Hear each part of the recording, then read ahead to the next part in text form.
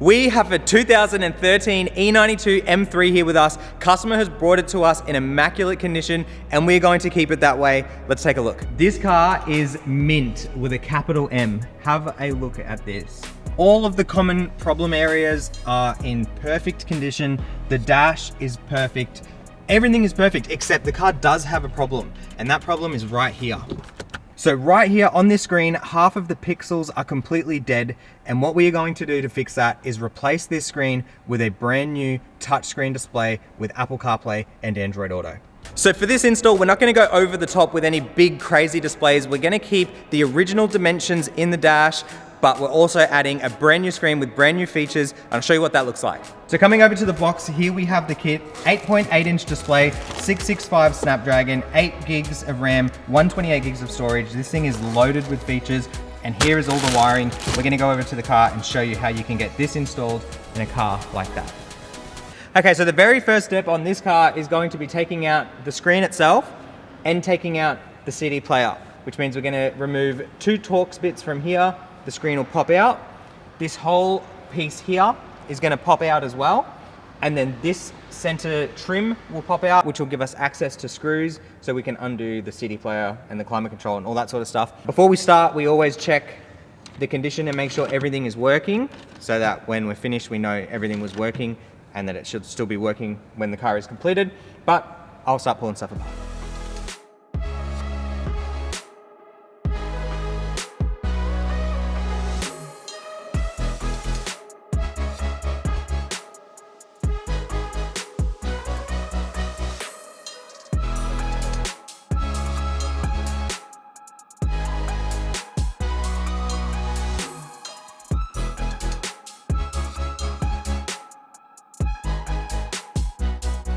So this is what it looks like with everything pulled apart. This is where our new screen is going to go.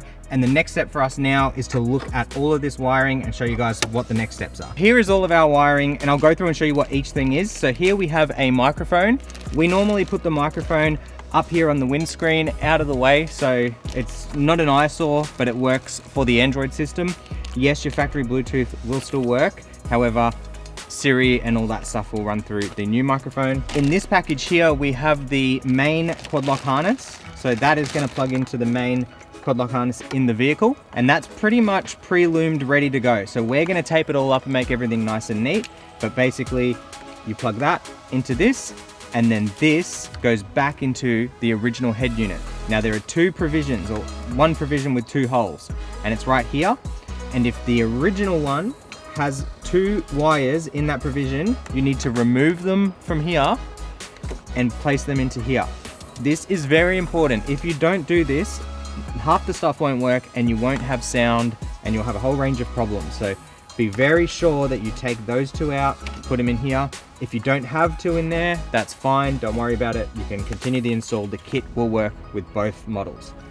The little speaker that comes in the kit, we're going to find a nice area below the dash on the inside here, or even over that side of the dash, and we're going to get that mounted in nicely and secure it. If you can find somewhere that you can put through the bolt holes or a bolt through the holes, that's even better. And then once this is open, there'll be another harness. So once that is plugged in, all the audio you can test. Now I'll put a little pin in the audio thing for a second, but just hang on. This power harness is going to run up behind the dash over to here and plug into the new screen, and the rest of it you can tape up unless you're adding a reverse camera or something like that. Audio. Now you can leave this connected as is because it runs through here. The AUX cables are already pre-pinned. We've done that. However, it doesn't work in every car. So what you have to do is plug it in, test fit it first before you start finishing it, and go to AUX on the original head unit and see if you've got sound. If you have sound, awesome. If you don't have sound, you need to unplug this, plug in the extension cable that we supply in the kit, and run it over to the AUX input and plug it in. It will make the job a little bit longer, but that's how it has to be done. If you're lost on what an AUX extension is, it's this right here. So this end will plug into the factory port in the car, and this end will run over to the head unit and plug in that way, like that. Okay, so I'm gonna test it this way.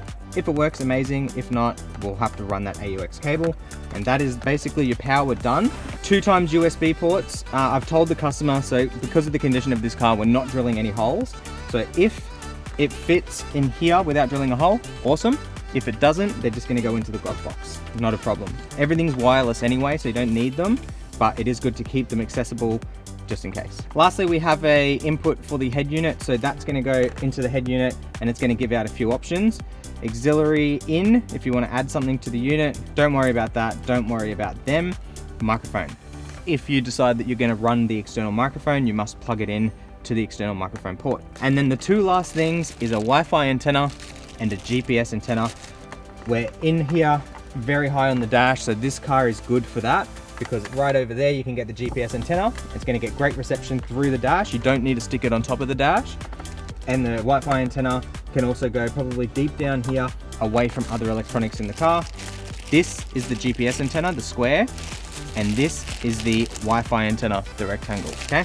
So I'm going to get all of that done and then show you how it looks when it's ready. All right, all of our plug and play section is completely done. As you'll see, I have not yet done the fiber optic, but I have taken it out. So it's here and it is ready to just slide right into our brand new quad lock.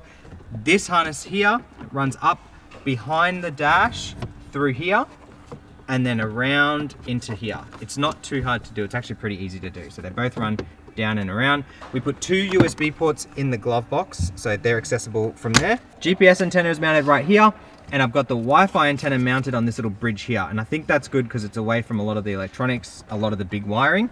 Now for the microphone, if you want to do the same as us, this panel here slides right out. There's a little cover right there that pops off. Then there's a T20 Torx screw, and then it pulls out and up like this, and you pop it right out. Then you get your microphone right here, and we've just taped the whole thing up with fabric tape so it matches the original looms. There's actually no loom here, so we'll also use little clips to hold the wiring above the airbag. A lot of people don't remove this A-pillar. They just leave the A-pillar in and tuck the wiring underneath. The problem with that is you've got wiring running right underneath an airbag, and if, hopefully never, an airbag goes off, what's intruding right there, okay? It's very, very poor way of installation. Easy way to check if someone's done a poor install, just pull the rubber back, and I hate to say it, but I see it a lot. People just tuck the wiring into the rubber. It's really, really bad, especially for professionals. Take the A-pillar off, run the wiring where the factory looms would be if they were run, and you'll be all good to go. So we'll get that done. And then all I'm gonna do is pop the radio in, plug the screen in, and test sound. If the sound doesn't work, we're going to be running that AUX cable from here over to the center console or to where your AUX port is. I'll make more sense of that to you soon, but as for now, we're doing well. One more thing, from the original screen, the main power, that can get taped up. The LVDS is very important that you plug that back into the brand new screen. There is a provision for it. Okay, so coming over to the driver's side back of the car, what I've done is removed the AUX port, which is right here. And what we're gonna do is connect to this port, because with the hardwire setup that we did over there, there was no sound. So we're gonna run the AUX cable underneath the center console all the way to the AUX port, and you need to get the AUX port out of the car. So the way I did that was peel this panel out. I took these vents out because they just unclip. There's about 4 screws here, so you can lift this side panel up here, which will allow you to lift this back. And then, not gonna lie, it was very hard, but I used a flat blade and a trim tool remover like that, and I was able to pop the AUX port up. So what I'm going to do, there's 2 ways to do this. First way is to drill a small hole into the center console, have the cable come up and plug right into the AUX port. The second way is to unplug the AUX port from the back and hardwire it, which we've done in previous videos.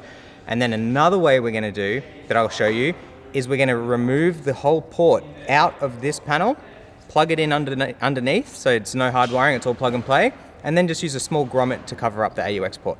It'll look neat, and you don't have to worry about hard wiring, so we'll do that. So another look at that AUX port. Here is the plug for the USB side of the port that we removed. Here is the AUX port itself, plugged into the original harness, and then we've got our AUX cable coming out and plugging in, so this can all get taped up neatly and go away.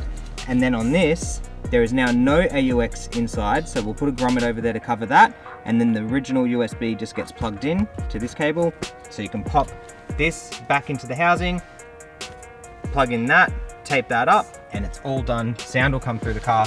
You can go ahead and put the screws back, clip on that panel, put this back into place, and we are ready to get the head unit all the way in, and we can start testing the unit. So this is how it should all look when this is back together. And then if we pop the center console open, you'll see we have the original AUX port there with the AUX part blocked off. USB is ready to go. But before I drop this all the way down and click it back in, I'm going to test it because that was not fun to get out. So always test before you put it all the way back. All right, screen is now in. As you see here, it follows the lines completely off the dash. We've used the original mounting hardware in the top to line it all up. And then if we go over to car info, you'll see all the original iDrive system is completely there, and that is still controlled through the iDrive controller.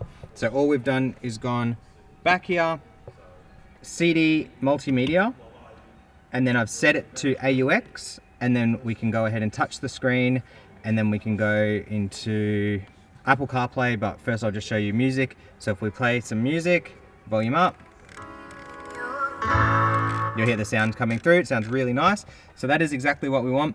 All that's left to do now is finish mounting this, put the cover panel back on, air control panel, and the very last panel, put the A-pillar back on, and we'll clean everything up and we'll get a look at this head unit and how it works. And just like that, everything is back together. We just need to give it one final wipe down, but everything is in the exact same condition as it came in, which is exactly what we want. And here we have the factory head unit, as you see, keeping all the genuine dimensions of the dash. And all that's left to do now is turn it on. So first thing you see is the Fitting Bay Automotive logo. This is our unit. If you want to change this logo, you definitely can. We just have them as a standard. So the unit will boot up. This is the user interface. There are other user interfaces that you can go through as well. So to do that, you're going to go over to settings and then over to factory. Put in the password that your suppliers give you. And then once you've put in your password, you'll be greeted to this screen here where there are some different settings you can go through, like vehicle display. So we set it to this display here so that when you go back to the original side of things, you see everything. If it looks half screen or weird or lines through it, you need to go through and change this to be correct. User interface, so you got ID8, ID7, so I'll change it to ID7 and show you what that looks like as well. So we'll come back to that in a minute. Home will get you out of the screen that you were just in. And then in here, you've got navigation, which you can map what that opens. Weather, so once you've got a SIM card put in, you can actually get live weather. Music, which works through USB and built-in storage. Car info, so if we go here, you'll see we see the original screen, exactly how it looked like in the car before we installed this unit without the lines in the screen. If this is the screen that looks weird, that's where you go to your vehicle display. We'll go over, and then if we also go, so we can add an app here, and I'm gonna add this link here, Z-Link 5, drag it across, right, so we'll put it, I reckon we'll put it next to telephone, right? So you go into telephone, pair your phone, and then you put this here, and then you open it. And so once you've paired your phone, you're straight into Apple CarPlay, Android Auto. So we're using the touchscreen here to go through and have a look at that. Look at how good that looks. The unit is extremely fast, looks fantastic, and yes, you can use the dial as well. I'm going to use the iDrive controller, and you can see here, we're going through scrolling apps.